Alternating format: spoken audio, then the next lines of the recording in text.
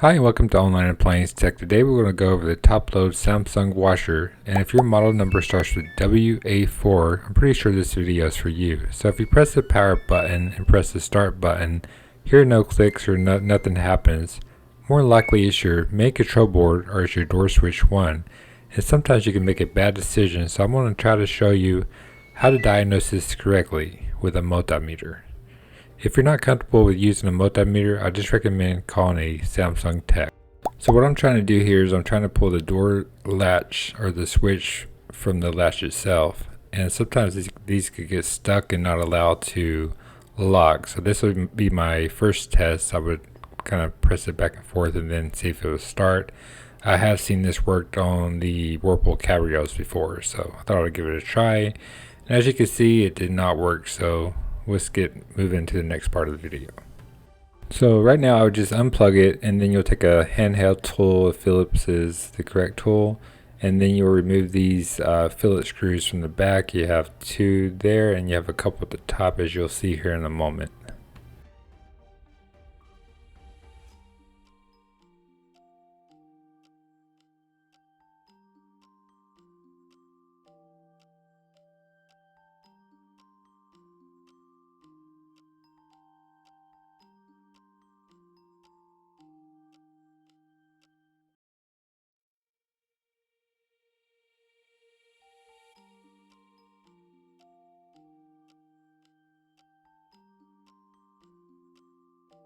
Okay, great. So we have all the Phillips removed. So you'll take a flathead and just try to pry this out. I like to kind of come under the back lip and just pry it towards the housing. It'll just come right off.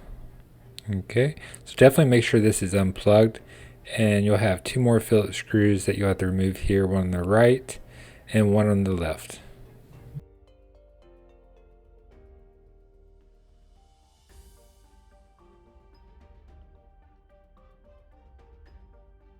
Okay, so now you'll just kind of come in front of the machine and pull the display forward, and then you'll press it back to unclip it. If it's kind of stuck a little bit, just be gentle and take your time. So you'll press it forward and then pull it back, and it should pop out. There we go. So it's kind of grooved into the housing. It has like 4 clips, as you can see right there. So I'll just lay that on something soft in the front. As you can see here, I just use a pad. That way I don't scratch up the customer's unit. So this is how you'll remove the main control board. You have 4 screws. So let me show you exactly where they're at. Sorry for the camera angle. It's not the best, but that's why I put the picture there. That way you can kind of see exactly where they are.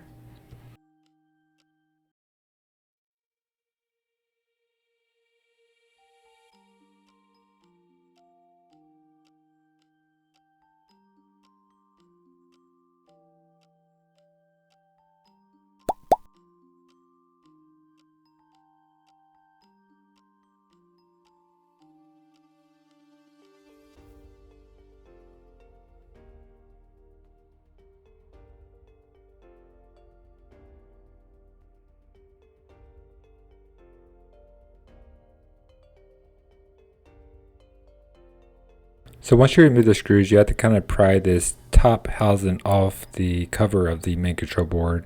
It's kind of a pain to get into, so I tried to use a flathead here. It just didn't work, so I used a plastic tool here to kind of wedge up under it and pull it out.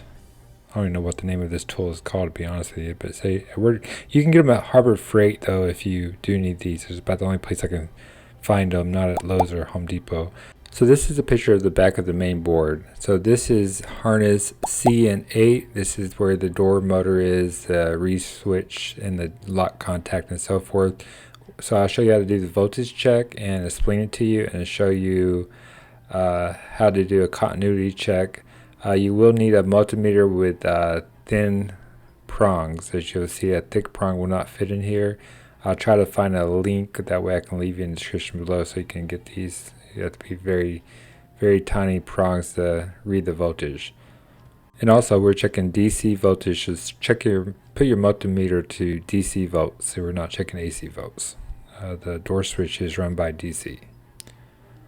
So right here we're going to test to make sure that this unit has the 5 DC volts coming from the main control board. So this is the first test. I'm going to plug it back in, and as I can see here, let me turn it on. So once I turn this on, I should have my 5 DC volts, or 4.9, something close. So let me try to turn this on. It's kind of a tough little angle. So I'll turn it on, and then as you can see here, let me put my prongs back in its place. I have my 4.9, so if number 7 and ground, I'm getting my 4.9. So that tells me my main board is correspondingly, or is given the correct voltage.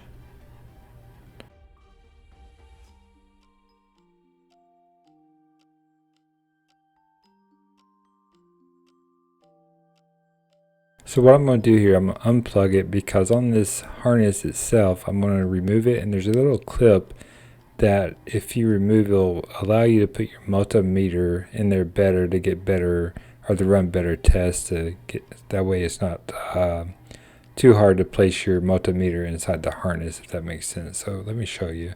So you have 2 little clips, and you can just press them off on the side. You're pretty sure you may be aware of this if you're a technician. Just remove it. You can put it back when you're done. That way you can do live voltage checks without having any problems getting your multimeter in there. I do recommend still getting the thin prongs, or that way they can fit correctly. So this way it'll be easy for me to check. So right now I'm checking the door lock motors. So how this works, you should receive around 13 to 14 DC volts from your door lock and ground, number 1 and 2, and then 3 is your ground. So as you can see here, when I press this power button, the 14 volts should disappear. Means it should take this voltage away from my multimeter. If it does not, that means the main control board is not doing its part. So right now I'll just go ahead and check the other door lock motor, make sure that the voltage is not there, because I do have the power on. So we'll just put this over here and then check it. So there's no power there, so it tells me it did take the power like it's supposed to.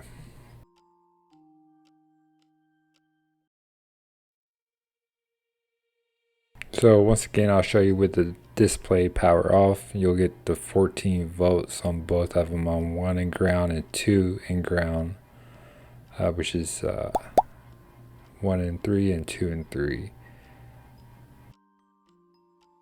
So now I'm going to unplug it and do a continuity check. So we'll take the harness, remove the harness from the display, and then we'll put our multimeter on ohms, which is just resistance. This way we can see if we can find any error in the door switch itself through the resistance of the switch. So now we're going to test the lock motor throughout the door switch. So you'll put it on ohms, and then we'll put our multimeter in the brown and the black. You should read anywhere from 33 k ohms to 46 k ohms. As you can see, we're reading good there, so that passed. If that fails, that means you have a bad door switch. So now we'll put our multimeter in the white and the blue. This is a test if your door is unlocked. As our door is unlocked, it should read 0 ohms to 0.5, maybe even 6. If it reads open line or a crazy number like 1000 K or something like that, means it's a bad door switch because the door is unlocked. If your door is locked and you should check the red and the white. It should read 0 to 0.6 ohms. Vice versa, if it reads open line, that means you do have a bad switch, because if the door is locked and it's showing open line, that means it's defective.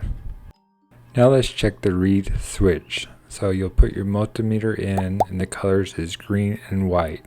It should read 0 to 0.6 ohms. It just depends on your multimeter. If it reads open line, that means you do have a bad door switch and would need to be replaced.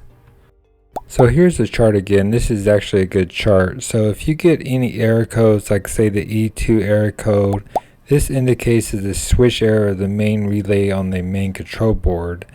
So there's actually a button you could press, or actually as you look at the upper right hand side, it could be a gap where the when you press the power button, it's not connecting to the display control board. Vice versa, underneath it you have the DS, FL, and OL error codes. So the DS is a door lock switch fault. The FL is a is a reed switch fault. So you would just test the reed switch as you could correspond on the right hand side. LO is the main PCB fault. So you can also, as it says here, instead of the door lock, check motor resistance, door lock contact resistance. So it kind of gives you that drop down chart. Hopefully I can make this visible enough where you can see it and screenshot this. So it'll kind of guide you in a more better direction. So you're probably asking yourself, so what was the problem with this machine? So as you can see here, as it says on the LO main PCB fault, which I didn't get an error code, but it does state here, if you check the door unlock and check the motor resistance, and basically that's what I did. I checked every single bit of the door lock and all the resistance passed. So at this point I would have to go with the main control board. And another reason I would have to go with the main board, even when I press the power button, I did not hear no click from the relay. Usually you can hear some type of click when you press the power button. So at this point I would go with the main board. Most of the time I find a more definite answer and go from there, but at this point it did not give me that. So just with the service manual here, I would just have to go with the main control board, just because all the resistance checked correctly. So I hope this video was helpful, and please like and subscribe for more future tips and videos. If you have any questions, just leave in the comments below, and thank you and have a good day.